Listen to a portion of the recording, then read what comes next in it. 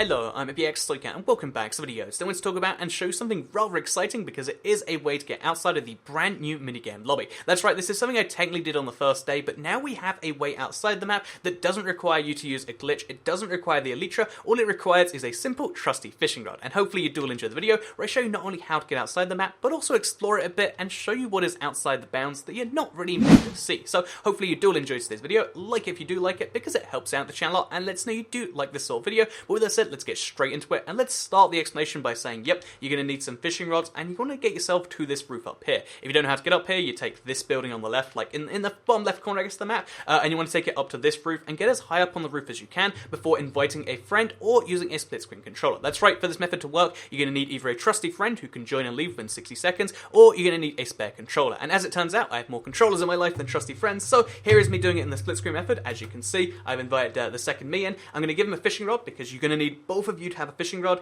and you want to very quickly launch, the other you onto the fence. The way you can do this is you go to the highest point in the map, you bring them down to a low point, and you go right next to the wall to give them some backwards momentum, and as you're going to see, I'm going flying up onto there, and woo, other me is outside the map. However, because I'm the host and I'm not outside the map yet, which is important, because if you want to explore it for, minutes at a time, like we're doing today, you want to let them get out of the map too, which means what you want to do is you want to, again, go to this little part of the roof, and you want to launch them up to the part of the castle you usually can't get to. So again, I have a couple of problems getting there, but as you can see, just like that, I launched myself in, and now I'm in the castle. I can explore the castle, and you can even walk up those stairs to get onto the wall and be entirely outside the map. Then, you obviously need your friend to leave, and just like you see me right now, I am outside the walls of the map without using any glitches, because the fishing rod's intended, and just using a simple little fishing rod trick, which I think is pretty cool. So, yeah, now we're outside of here, let's show you some of the stuff that's going on. Again, I haven't explored it fully, so maybe we'll find something really cool, personally, because I've only explored outside of the areas in, what happens when you fall off the edge, because one thing you might not know if you haven't seen that video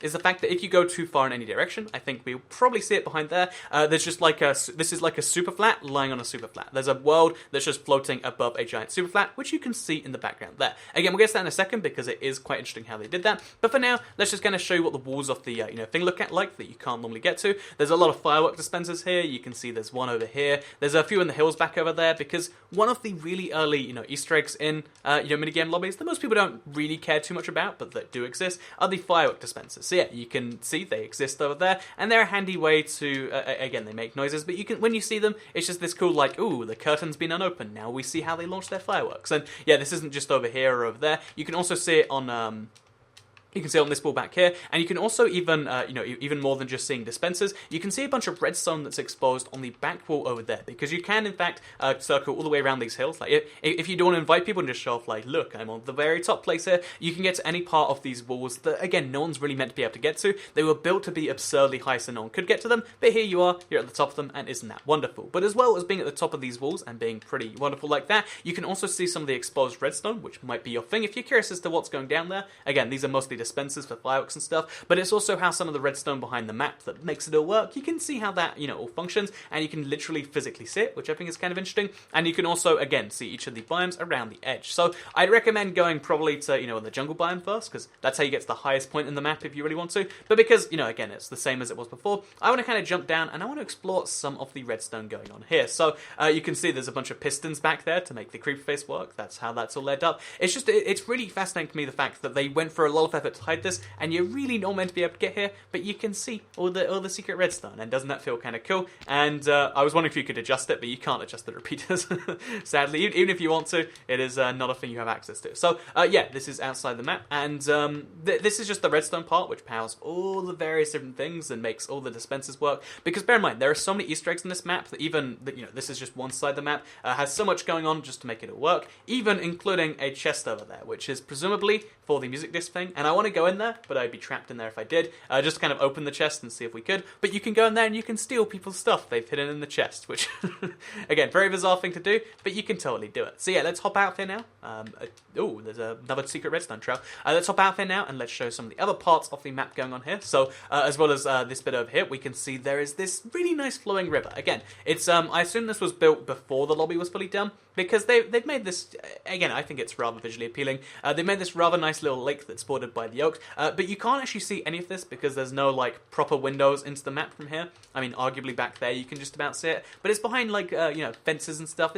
It's not the most exciting thing in the world, but there is a nice little lake here that I think is somewhat well put together at the very least, and that's a thing over here. So on the other side, you can obviously see it from here. There's a jungle, and on this particular side, there is basically nothing. I mean, like, you can see how there's a few plots that were clearly going to go somewhere and they never did. But I think it's really cool that we can actually see outside of here and we can see, like, oh yeah, there's a giant building here, which I'm not sure which part of the map this is actually meant to be. Maybe this is the redstone behind the the armor stands to open the gold and the iron, but it's still kind of interesting that exists, right? No, this is for the armor stand, so I guess this is for the underwater area. I wonder what happens when there's a dispenser there. Is that a dispenser? No, it's a hopper found in the ceiling. Now that I can't help but be curious at the magic hopper in the ceiling, right? But as well as that, you can see there's all the redstone.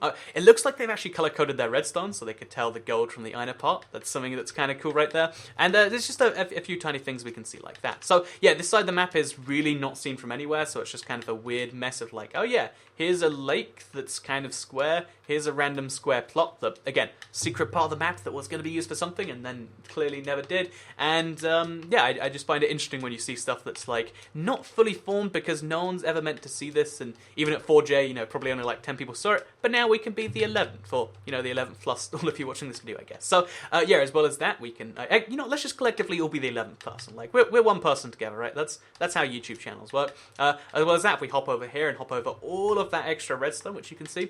Again, bear in mind how much is going on this map, so that's the reason there's like an infinite number of redstone trails. There's a lot more going on in this one. But yeah, if we head around this forest and hopefully make it to the other side. Nope, we're trapped in here.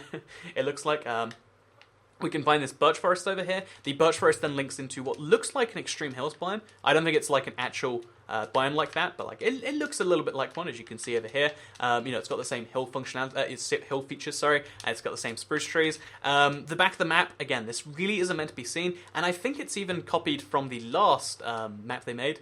Because if you don't know, they had an old lobby that used pretty much the exact same terrain, and the only way to test if it is the exact same hill is if it has the same caves, because there were two caves I remembered in particular.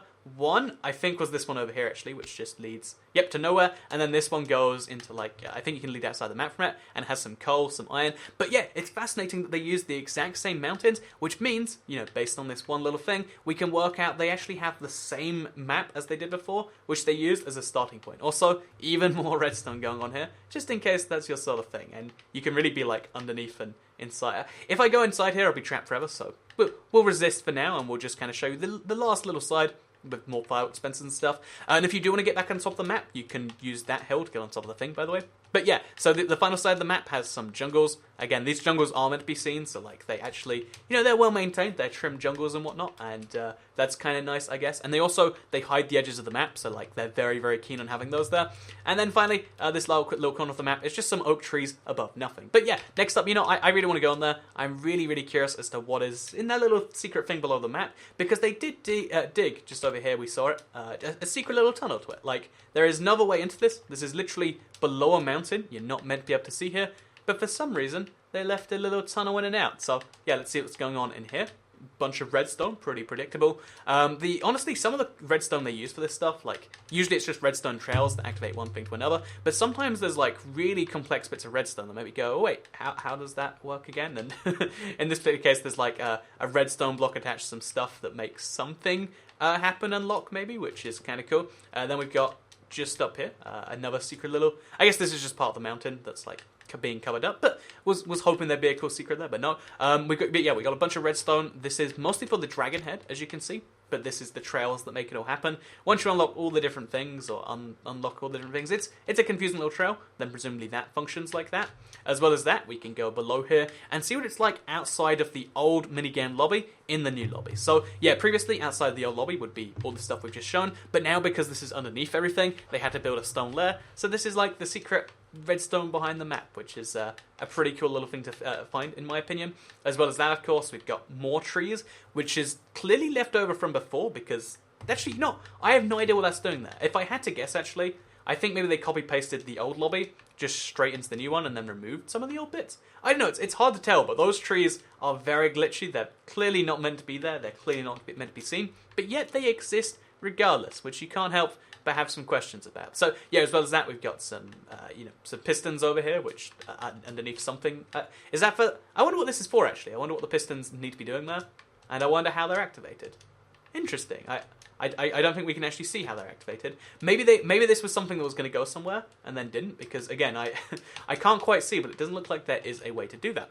Fascinating. So, yeah, as well as having this little, again, undersection from this thing, we can now jump off the map and show you what you've probably seen before, so I'll be very quick here. It's just a map underneath. It's very bright because there's lots of glowstone making sure no mobs spawn in it or something. I don't know, maybe they just want it to be visible when they work in the dark. We can see some of the slime blocks under the map here, which we can literally see into the map there. Again, very fascinating in some little way. And we can also see the edge of the world. So, yeah, they've actually, since last time, it used to have a lot of, like, random sand on the floor and a lot of holes here. And although some of the holes exist, most of the holes are gone, and most of the random sand and gravel and dirt and stuff is gone. There's just a few random blocks that are missing. Maybe it's a secret signal. It's not, but, we can believe it is. And then also the thing they've changed since last time, which I found to be just massively, like, interesting, because I didn't know they could even do this, is they've made it so the world actually cuts off at a certain point. So exactly what point this is, if I have to guess, it's probably 256 by 256, but it means that there is a world size which is smaller than the classic size world, because again, you can see the corner of the world over there, and we can see the corner of the world over here, where it literally will not load in any more chunks. But they've done it in a way where it's not just the other chunks, are nothing. There's just void below there. They've done it in a way where the other chunks just refuse to load in, because this is lag. This is true nothingness, a nothingness that even modders on the console haven't properly gone yet, which I just find massively interesting there. So yeah, I've said massively interesting so many times, so let's say hugely interesting. Oh, look at me, a different vocabulary today. I hope you did enjoy this video showing off outside of the brand new battle map and how you can do it yourself. Like it if you did like it, because it helps out the channel, and let us know you do like this sort of video. Share if you really liked it, and subscribe if you're new around here, because I make videos like this one every single day on my channel, and if you subscribe, you'll see them daily on your homepage. Thank you all very much for watching, and I will see you in the next video. Goodbye.